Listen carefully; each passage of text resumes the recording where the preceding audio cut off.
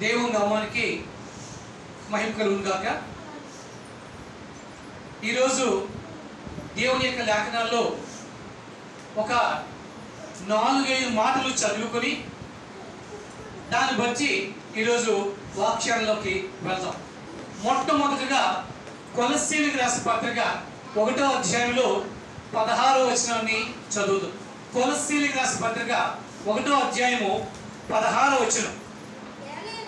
ఏలయనగా ఆకాశమందు ఉన్నవి భూమి యందు ఉన్నవి దృశ్యమైనవి గాని అదృశ్యమైనవి గాని అవి సింహాసనములైనను ప్రభుత్వములైనను ప్రధానులైనను అధికారములైనను సర్వమును ఆయన యందు సృజింపబడును.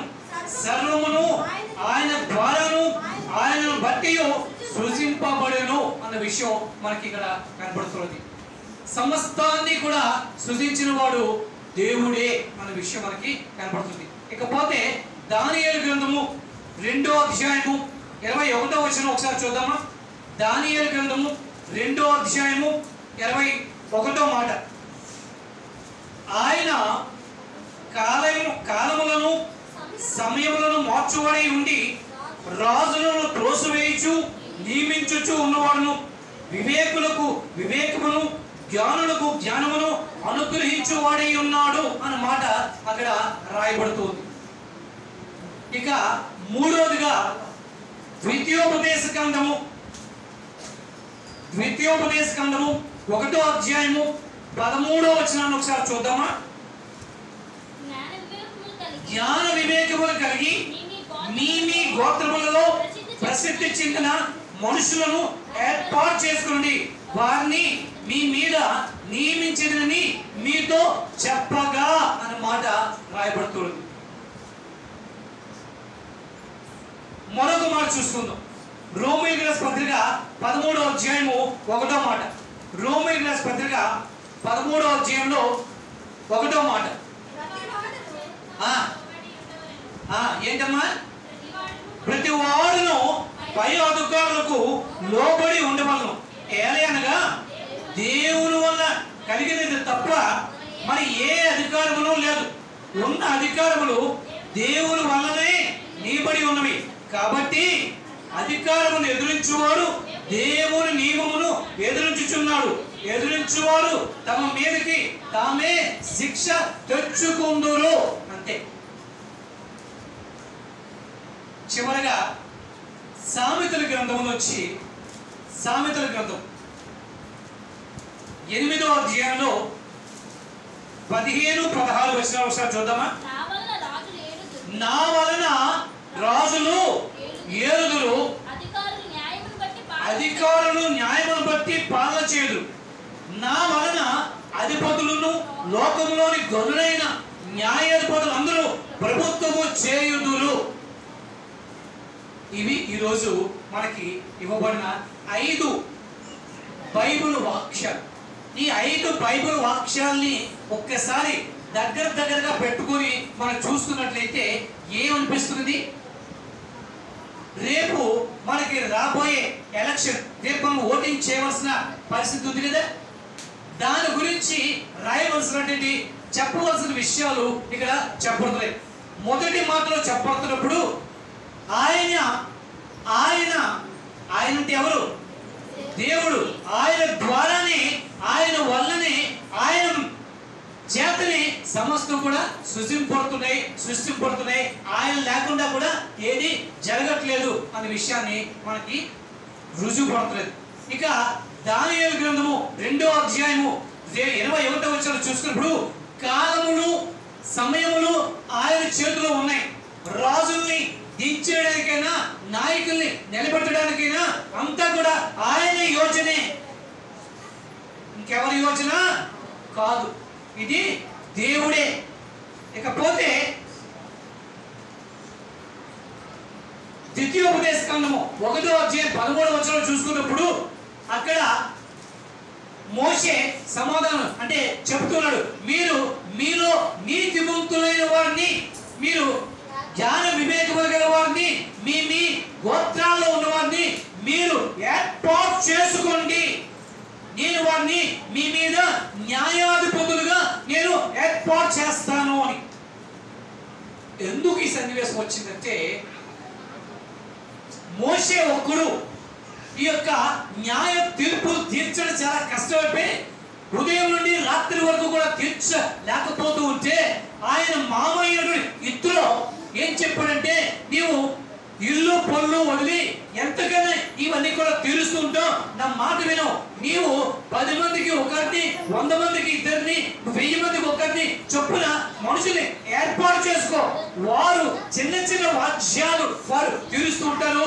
తీర్చలేని వాద్యాలు నీ దగ్గరికి వచ్చినప్పుడు నువ్వు తీరుస్తుంది, కానీ అందరూ కలిసి పరిపాలన చేతులుగా అని చెప్పి ఆయన మనకి ఆలోచన, వారికి మిత్రులు ఆ యొక్క మోషేకి ఆలోచన ఇచ్చిన ఆ సన్నివేశాన్ని మనకు కనపడతాయి. ఇవన్నిటిని క్రోడీకరించుకొని మనం చూసుకున్నట్లయితే, మనం కూడా ఈ యొక్క ప్రభుత్వాలు మనకి ఈ యొక్క దేవుడు ఏర్పాటు చేసినవి అనే విషయాన్ని మనం మర్చిపోకూడదు. మనం అనుకుంటూ ఉంటాం, ఈసారి మనకి ఇతను వచ్చాడు, మనం ఓటు వేసాడు కాబట్టి ఇతను వచ్చాడు, మనం ఓటు వేయలేదు కాబట్టి అతను పోయాడు, ఇతను వచ్చాడు. ఇవన్నీ కూడా నీ నా ఓటు వల్ల కాదు, దేవుడు నిర్ణయించిన నిర్ణయం వల్లే ఇవన్నీ కూడా ఏర్పడుతూ ఉన్నాయి. అందుకే సామెతల గ్రంథము 8వ అధ్యాయంలో ఆయన 15-16 వచనాలు నా వలనే ఆయన ఏం చెప్తున్నాడు? నా వలనే రాజులు ఏర్పడదురు, నా వలనే అధిపతులు ఏర్పరచబడదురు, గనులు ఏర్పరచబడదురు. కాబట్టి మనం ఏమాత్రం కూడా అతిశయించడానికి అవకాశం లేదు. మన యొక్క భారతదేశంలో 4వ విడతగా రేపటి దినాన్న మనకి ఒక ఆంధ్ర రాష్ట్రంలో మనకి ఎన్నికలు జరగబోతూ ఉన్నాయి. అటు అసెంబ్లీకి ఇటు లోక్సభకి రెండిటికి కూడా ఎన్నికలు జరగబోతున్నాయి. ఈ ఎన్నికల్లో మనము ఓటు వేయవలసినటువంటి పరిస్థితి మనకి వచ్చింది. మనం ఓటు వేయాలి.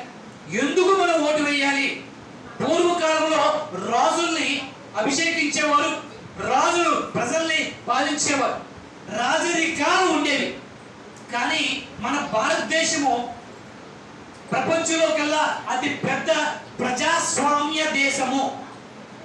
జాగ్రత్త వినండి, మన భారతదేశము ప్రపంచంలో కల్లా అతి పెద్ద ప్రజాస్వామ్య దేశము. ప్రజాస్వామ్య దేశము అంటే ఏమిటి అర్థం అంటే, సోషల్ స్టడీస్ లో మీకు చెప్తారు. ప్రజాస్వామ్యం అంటే ప్రజల కొరకు, ప్రజల చేత, ప్రజల ద్వారా పరిపాలింపబడేదే ప్రజాస్వామ్యము. ఇక్కడ రాజులు ఉండరు, అందరూ ఎవరు? మంత్రులే.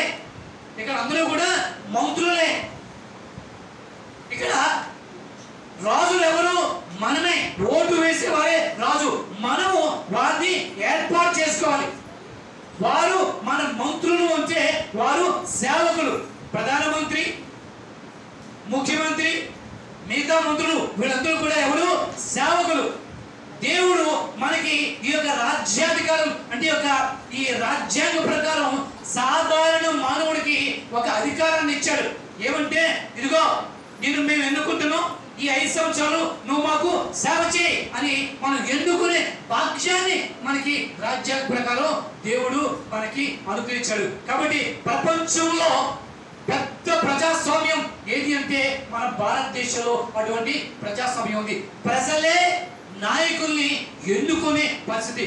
ఆ నాయకులు ఈ ప్రజలకి సేవ చేయాలి. వారు సేవకులు మాత్రమే, వారు రాజులు కారు, వారు మంత్రులు అంటే సేవకులు. మనం ఏర్పాటు చేసుకున్నటువంటి సేవకులు. ఎందుకు ఏర్పాటు చేసుకున్నాం?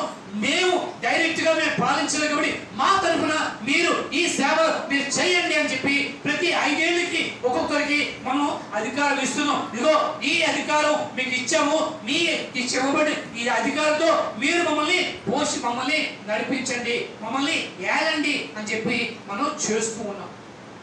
ఎంపిక చేసుకునే భాగ్యాన్ని దేవుడు మనకి అనుగ్రహించాడు. మీరు అడగవచ్చు, అన్ని దేవుడి వల్లే జరుగుతున్నాయి కదా. ఇందాక మీరు చెప్తూ ఉన్నారు, నేనే ఇవన్నీ కూడా చేశాను, నా వల్లే రాజులు వచ్చారు, నా వల్లే అధిపతులు వచ్చారు, నా వల్లే గౌరులు వచ్చారు, వీళ్ళందరూ వచ్చారని చెప్పి అంటుంటే ఇంకా మన ఎంపిక ఎందుకండి అని మీరు అడగవచ్చు. దేవుడు మనిషిని సృష్టించిన తరువాత మనిషికి స్వేచ్ఛనిచ్చాడు. ఏమిచ్చాడు?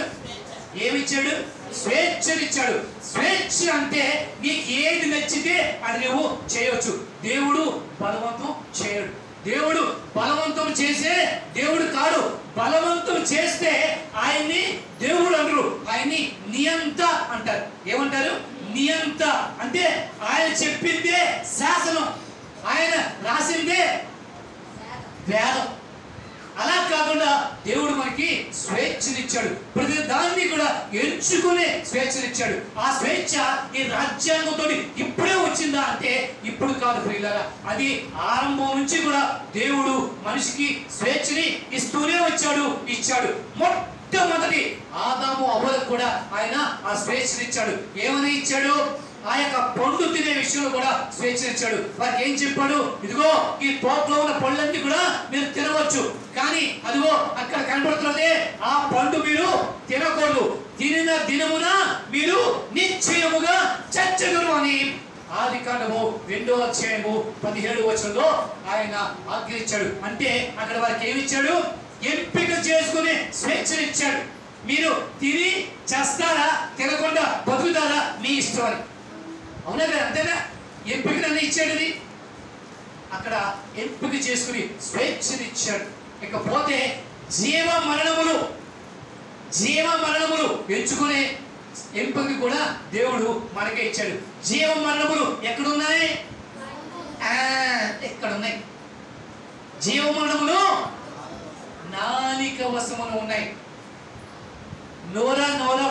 నొరుగురా అంటే వీపా ఒట్టుగురా అంటుంది. నీ నోరు మంచిది అయితే ఊరు మంచిది అవుతుంది, నోరు మంచిది కాకపోతే వీపు వాస్తుంది.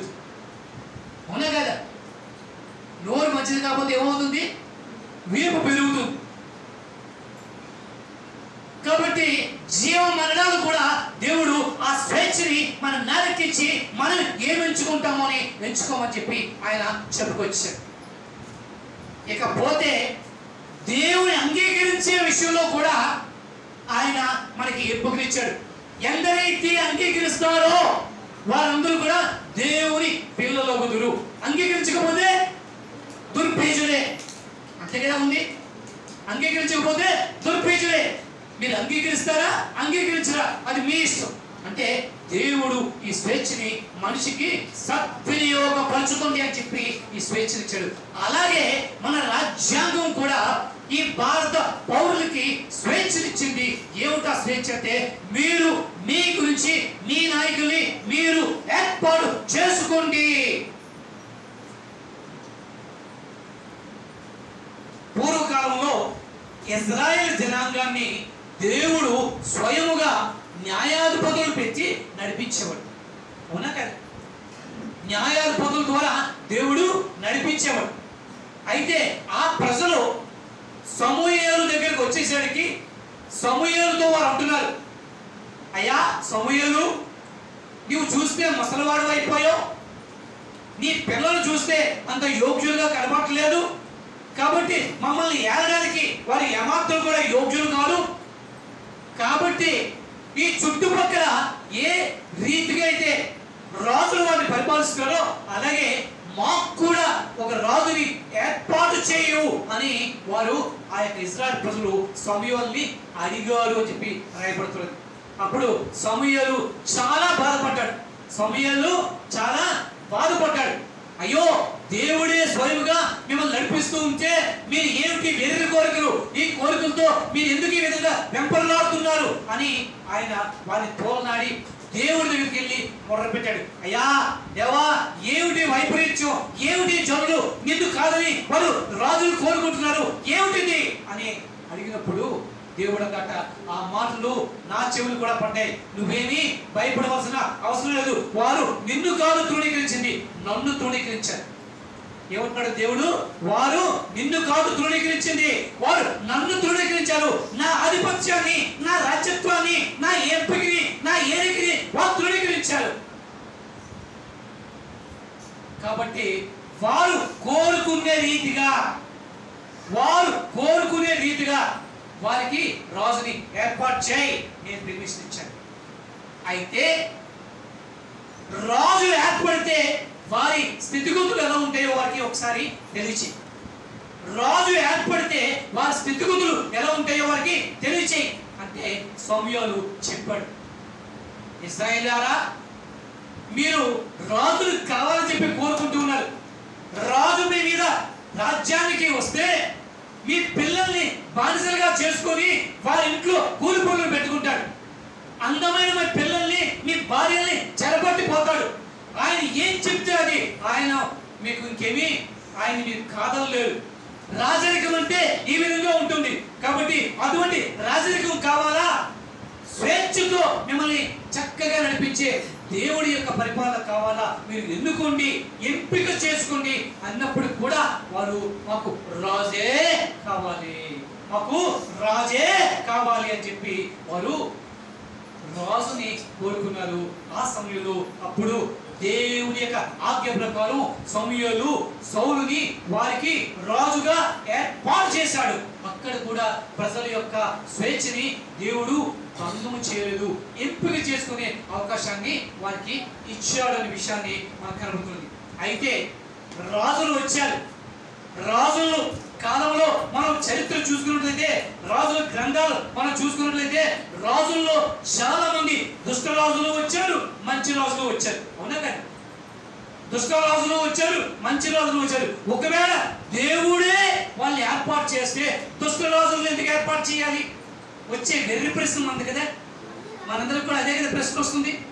మేము అడిగేమో రాజుని, మా యొక్క బాగోగులు తెలుసు, మా కష్టనష్టాలు తెలుసు, మా మంచి చెడులు తెలుసు, మా బలహీనతలు తెలుసు, మా మూర్ఖత్వం తెలుసు, ఇవన్నీ తెలుసు. రాజు మాకు దుష్ట రాజ్యాన్ని ఎందుకు ఇవ్వాలి అని అడిగే ఒక మూర్ఖత్వం గుణం మనకు ఉంటుంది కదా. కాబట్టి ఆయన ఎందుకు ఇస్తున్నారు అంటే, మన కోరికల ప్రకారం, మన యొక్క విచ్చలవిడితనాన్ని బట్టి, మన యొక్క దౌర్జన్య పరిస్థితులను బట్టి మనల్ని సరిచేయ నిమిత్తము ఒక్కొక్కసారి ఆయన దుష్టుల రాజులు కూడా మన మీదకి పంపించేవాడు. మొన్న వాట్సాప్ లో ఒక మెసేజ్ వచ్చింది, ఒక జోక్ వచ్చింది. అది మీకు చెప్పమంటారా? ఒక వ్యక్తి తన స్నేహితులు అంటున్నాడు, ఏమిటంటే, ఒరే ఒరే ఒరే నా మొదటి భార్య దేవతరా. ఏమన్నాడు? ఒరే నా మొదటి భార్య దేవతరా అన్నాడు. ఓ, నీ మొదటి భార్య దేవత? మరి దేవత అయితే ఎందుకు కదా నువ్వు దాన్ని వదిలేసావు అంటే, రెండో పెళ్లి చేసుకున్న తర్వాత దేవత అని తెలిసిందన్నాడు. రెండో పెళ్లి చేసుకున్న తర్వాత అది దేవత అని తెలిసిందిగా. అర్థమైందా మీకు జోకు? అంటే రెండోదా కన్నా మొదటిది మంచిది. ఈ దుష్ట రాజుల కన్నా దేవుడే మంచోడు తెలుసుకునే నిమిత్తము దేవుడు మన యొక్క దుష్టత్వము, మన యొక్క స్థితిగతులు తెలుసుకునే నిమిత్తము అప్పుడప్పుడు దుష్టరాజుల్ని కూడా పంపించేవాడు. ఈ విషయం నేను సాధారణంగా ఏదో మామూలుగా చెప్పట్లే. హబక్కూకు గ్రంథానికి వెళ్తే, హబక్కూకు గ్రంథంలో ఇజ్రాయెల్ జనాంగం అంతా కూడా చెడిపోయి దేవునికి విరోధంగా ప్రయాణం చేస్తున్న సమయంలో హబక్కూకు ప్రవక్త దేవుడికి మొదలుపెట్టాడు, అయ్యా ఈ ప్రజల యొక్క దుష్టత్వము పెరిగిపోయింది, భరించలేకపోతున్నాం, ఎక్కడ చూసినా అన్యాయము, దైవభక్తి లేదు, ఈ విధంగా విచ్చలవిడితనంతో ఉన్నారు, వీరిని ఏ విధంగా సరిచేయవా అని దేవుడికి మొదలుపెడితే దేవుడు అక్కడ హబక్కూకు అంటాడు, ఓహో అలా ఉందా పరిస్థితి, సరే వీళ్ళని సరిచేయ నిమిత్తము నేను కల్దీయుల్ని వీరి మీద పంపిస్తాను అన్నాడు. ఎవరు పంపిస్తాడు? కల్దీయులు. అయ్యో ప్రభువా, ఏమిటిది? కల్దీయులు పంపిస్తావా? కల్దీయులు ఎటువంటి వారు నీకు తెలుసు కదా. వారు నరరూప రాక్షసులు, వారు విచ్చలవిడితనాన్ని కలిగిన వారు, వారు వారిని కాని శ్రమ అన్ని కూడా పట్టుకుని పోయేవారు. అటువంటి దుష్టుల వీరి మీరు పంపిస్తావు, వీరి దుష్టత్వం అల్పయ్యా అంటే మరి వేరే దుష్టులు పంపిస్తున్నాడు ఏమిటయ్యా అని చెప్పి అడిగితే దేవుడు అంటున్నాడు, నా ప్రణాళికలు నాకున్నాయి. ఏమంటున్నాడు? నా ప్రణాళికలు నాకున్నాయి, నా ప్రణాళికలు నాకున్నాయి. ఒకసారి ఇద్దరు ఫ్రెండ్స్ పరీక్షకి వెళ్ళారు, పరీక్ష రాశారు. పరీక్ష రాసి ఒకడు ఫెయిల్ అయిపోయాడు. ఫెయిల్ అయిపోయిన వాడిని ఇంకోటి చూసి, ఒరే బాగా చదివితే నువ్వు మార్కులు తెచ్చుకునేవాడు కదా, నువ్వు పాస్ అయ్యేవాడు కదా, మరీ ఎంత ఈ విధంగా ఏంటి అని చెప్పి అలా అలా మాటి మాటికి తిడుతున్నాడు. తిడుతూ ఉంటే వాడు చూసి చూసి చూసి మరి నీకెన్ని మార్కులు వచ్చారా అని అడిగాడు. నీకెన్ని మార్కులు వచ్చాయంటే వీడికి దరిద్రంగా వచ్చేవాడు. నువ్వు నా దాండమా అనే పౌరుషం తెచ్చుకొని వాడు నెక్స్ట్ టైం బాగా చదివి మంచి మార్కులు తెచ్చుకున్నాడు. అంటే ఈ యొక్క మనకంటే అవమానకరమైన వాళ్ళు మనల్ని అవమానపరుస్తుంటే మనలోని పౌరుషం పెరిగి మంచిగా జీవించడానికి, మంచిగా నడవడానికి ఒక అవకాశాన్ని అందుగురించి దేవుడు అప్పుడప్పుడు దుష్టరాజుల్ని వాళ్ళని పంపించి మనల్ని సరిచేసి సరైన మార్గంలో నడపడానికి ఆయన చేస్తూ ఉంటాడు. ఇవన్నీ నేను ఎందుకు చెప్తున్నానంటే మనది రాజరికము కాదు, మనది ప్రజాస్వామ్యం. ఈ రాజులు ఎందుకు ఈ విధంగా ప్రవర్తించారు అని మనం అనుకున్నట్లయితే సామెతల గ్రంథము 21వ అధ్యాయము 1వ వచనంలో ఒక మాట రాయబడుతుంటుంది. సామెతల గ్రంథము 21వ అధ్యాయము 1వ వచనంలో రాజుల హృదయము యెహోవా చేతిలో నీటి కాలువల వలె ఉండును. నీటి కాలువని మనం ఏం చేస్తాం, మనం ఎలా కావాలంటే అలా తిప్పుకుంటాం, అవునా కాదు? తిన్నగా నీరు వెళ్తున్నది ఒకటి, మనం కాలం అటు తిప్పితే ఆ నీరు వెళ్తుంది, మొలుతుందా లేదా? అలాగే రాజుల హృదయం కూడా దేవుని చేతిలో నీటిగా ఎలా కావాలని దాన్ని తిప్పేవాడు. మంచిగా నడిపించాలంటే మంచిగా నడిపించేవాడు, దుష్టంగా నడిపించాలంటే దుష్టంగా నడిపించేవాడు. దేవుని చేతిలో ఉంది. హల్లెలూయా, హల్లెలూయా. కాబట్టి అటువంటి దౌర్భాగ్య స్థితి నుండి దేవుడు మనల్ని మంచి చేసి మేలు చేసి మన భారతదేశానికి ఆయన ఏం చేశాడంటే ప్రజాస్వామ్యాన్ని ఇచ్చాడు. ఈ సంవత్సరం, ఈ యొక్క 2024వ సంవత్సరం ప్రపంచంలోకి ఒక ప్రాముఖ్యమైన సంవత్సరం. ఎందుకు అంటే రమారమి 26 దేశాల్లో ఎలక్షన్స్ జరుగుతున్నాయి. రమారమి 26 దేశాల్లో ఎలక్షన్స్ జరుగుతున్నాయి. వాటితో పాటు మన భారతదేశంలో కూడా ఈ ఎంపిక కార్యం మనకి ఇచ్చారు. కాబట్టి ఈ ఎంపిక మన చేతిలోనే ఉంది. మనం మనోడిని, మన కులవాడని, మన మతవాడని, మన ఇంటి పక్కవాడని, నాకు బాగా తెలిసినోడని మనం ఆ విధంగా కాకుండా ప్రార్థన చేసి దేవా మమ్మల్ని ఏలడానికి ఎవరు యోగ్యులో ఆ దిశగా మమ్మల్ని నడిపించవా అని మనం ప్రార్థన చేసుకొని వెళ్ళి ఓటు వేస్తే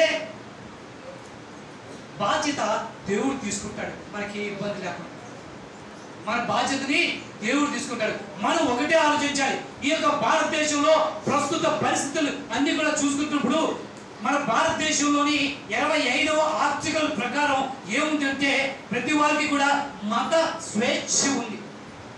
కానీ రాను చూసినప్పుడు ఈ మత స్వేచ్ఛని హరించే పరిస్థితులు మనకి కనబడుతున్నాయి. కాబట్టి ఇప్పుడు వచ్చే ప్రభుత్వాలు ఏమైనప్పుడు కూడా భారతదేశంలో భారతీయులు ఏ మతస్థులు అయినప్పటికీ కూడా వారు వారి మతాన్ని ప్రకారం వారు భక్తి చేసుకునే నిమిత్తము వారి మతాన్ని అంటే స్వేచ్ఛగా దాన్ని ప్రకటించుకునే నిమిత్తము ఏ అడ్డంకులు లేనటువంటి మంచి ప్రభుత్వాలు రావాలి అని మనం ఆశించి అటువంటి వారిని ఎంపిక చేసుకుని మనం ఓటు వేయవలసిన ఆవశ్యకత మనకి ఉన్నది.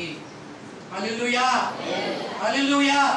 మన బ్యాలెట్ లో ఒక ప్రత్యేకమైన మరొక గుర్తింపు కూడా ఉంది. అది మీకు తెలుసా? మన రాజ్యాంగం మనకి ఇచ్చింది. మన బ్యాలెట్ లో బహుశా 10 మంది ఉన్నారు అనుకోండి. 10 మంది కంటెస్ట్ చేస్తున్నారు.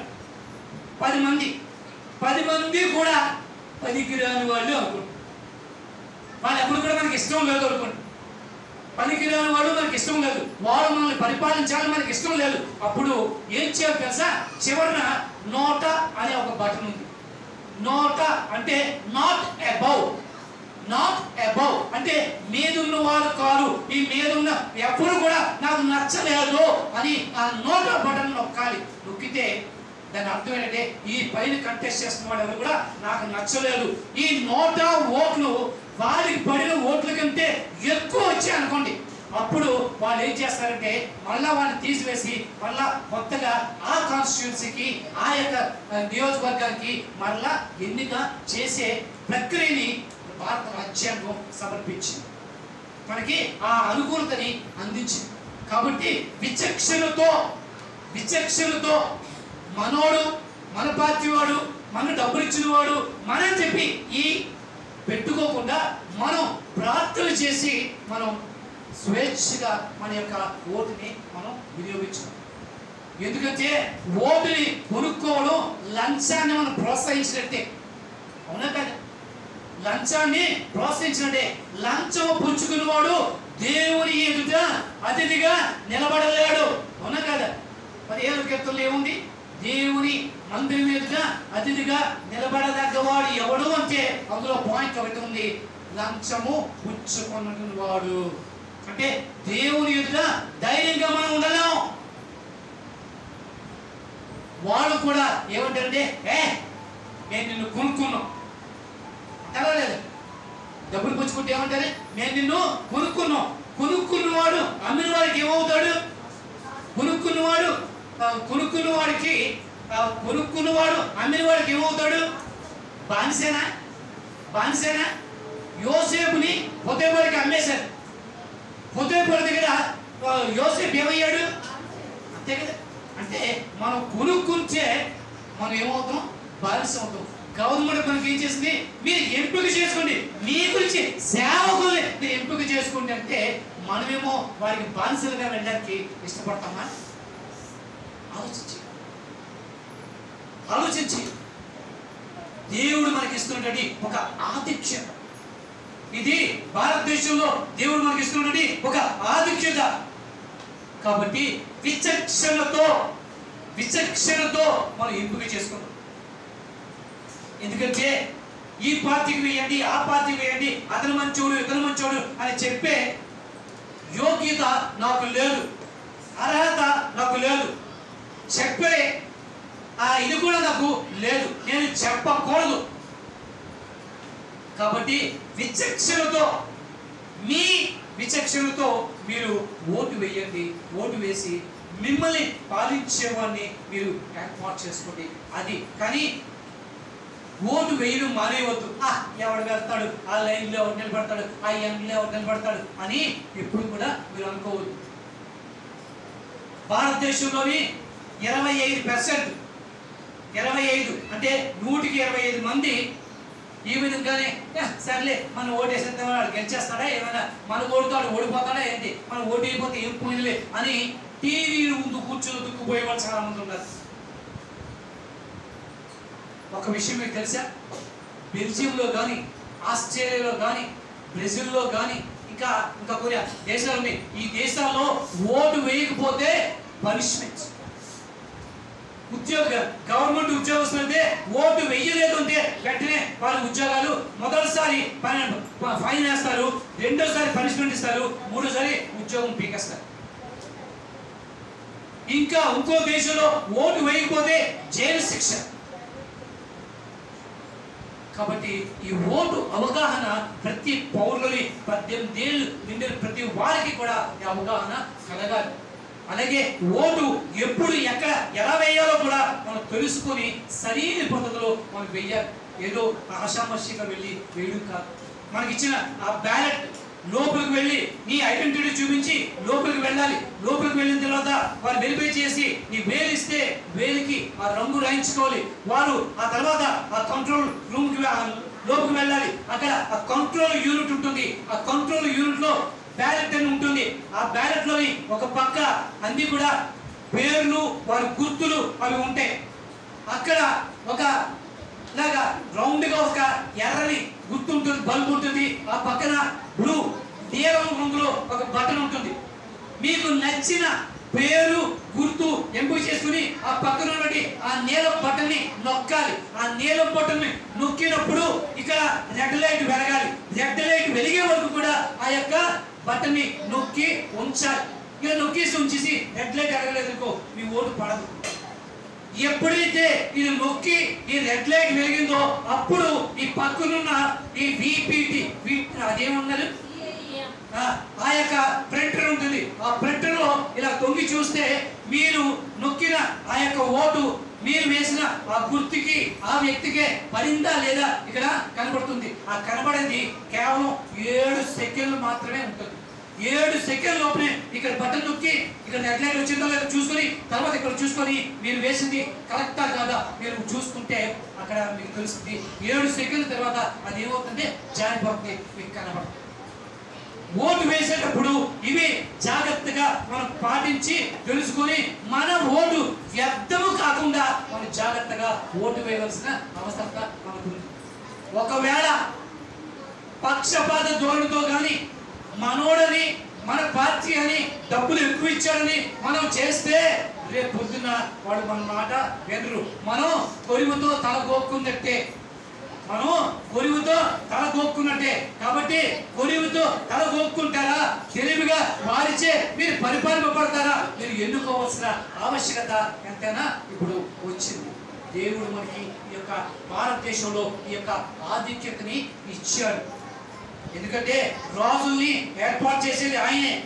అందుకే ఆయన ఏమంటున్నాడంటే మనం క్రైస్తవులుగా ఉన్న మనం సమాజాన్ని మనం ఏం చేయగలం అంటే ప్రభావితం చేయగలము.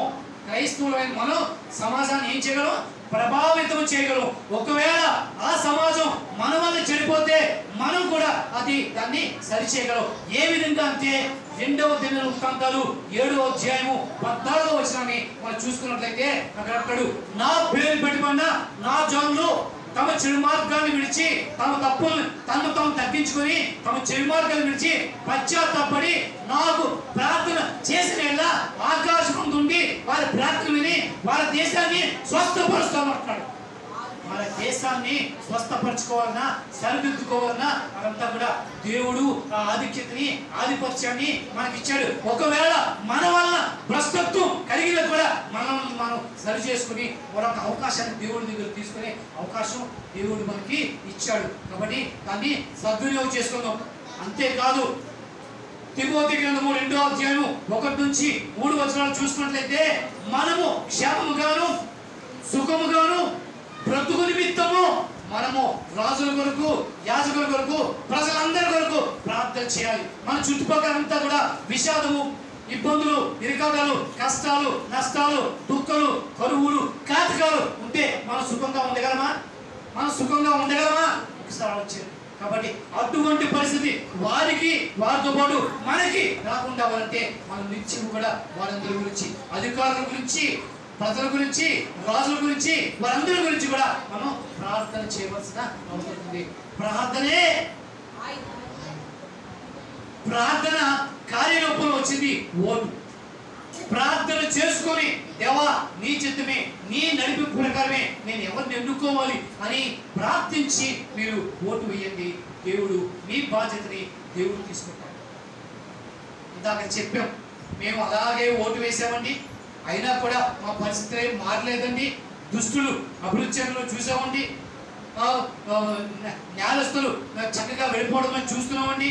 మాకు ఎందుకంటే కష్టం అంటే ఇందాక కీర్తనలో ఏం చెప్పారు? నీతిమంతులు కష్టాలు పడ్డ కనబడుతుంది, కానీ వారు ఖర్జూరపు వృక్షం వలె వారు మువ్వు వేదురు.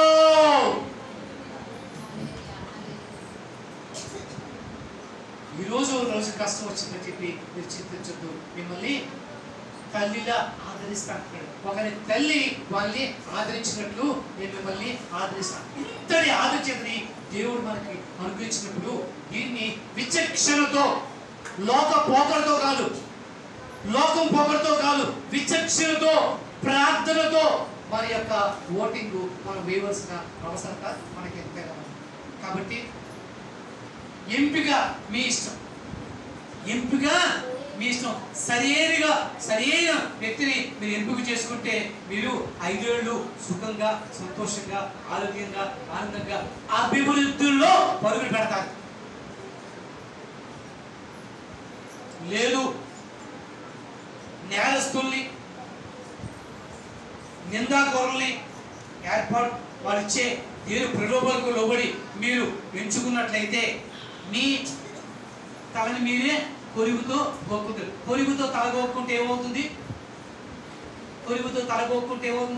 గోడు గుండు అవుతుంది. అంతే కదా? కొరువు అంటే ఏమిటి? నిప్పులతో తల గోక్కుంటే ఏమవుతుంది? తూడిపోతుందో లేదు. కాబట్టి కొరువుతో తల గోక్కుంటారా? దేవుని యొక్క ప్రేరణతో మంచి వారిని ఏర్పాటు చేసుకుంటారా? ఇది మీ నిర్ణయము. దేవుడు ఎంపిక చేసుకునే ఆధిక్యతని దేవుడు మనకు అనుగ్రహించాడు. కాబట్టి ఆ ఎంపిక ప్రక్రియ రేపు జరగబోతున్నది. ప్రతి వారు కూడా ప్రార్థనతో ఈ రోజంతా ప్రార్థనలో గడిపి రేపు ఎవరికి వెయ్యాలి మనసు దేవునికి దర్శనం చేసి మీరు ఓటు వేయండి. దేవుడు మనందరినీ కూడా ఆశీర్వదిస్తాడు. మనకి ఏ అడ్డంకు రాకుండా దేవుడు నడిపిస్తాడు. ఎందుకంటే మనం ప్రార్థన చేసి ఈ కార్యాలు ఈ విధంగా చేస్తే బైబిల్ గ్రంథంలో దావీదుకి విరోధముగా ఆయన కొడుకుతో వెళ్ళినట్టు ఒక వ్యక్తి ఒక ప్రణాళిక వేస్తాడు. నీ తండ్రిని జయించాడంటే ఇగో ఈ విధంగా నువ్వు చెయ్యు అని చెప్పి అహీతోపెలు అని ఒక వ్యక్తి ఆలోచన చెప్తాడు. కానీ దావీదు ప్రార్థన చేస్తే దేవుడు ఏం చేస్తాడు?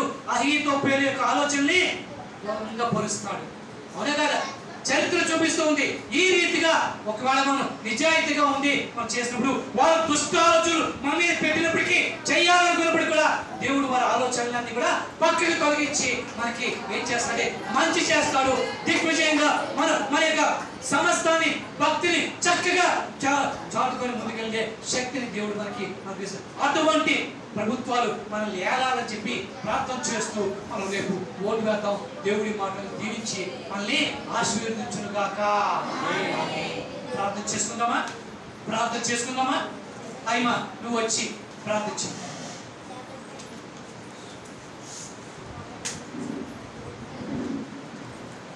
మంచి నాయకుల్ని దేవుడు మనకి ఇచ్చులాగా మనం కూడా విచక్షణతో చక్కని నాయకులను ఎన్నుకునే విధంగా దేవుడు మనకి అటువంటి విచక్షణను ఇచ్చులాగా ప్రార్థించాలి.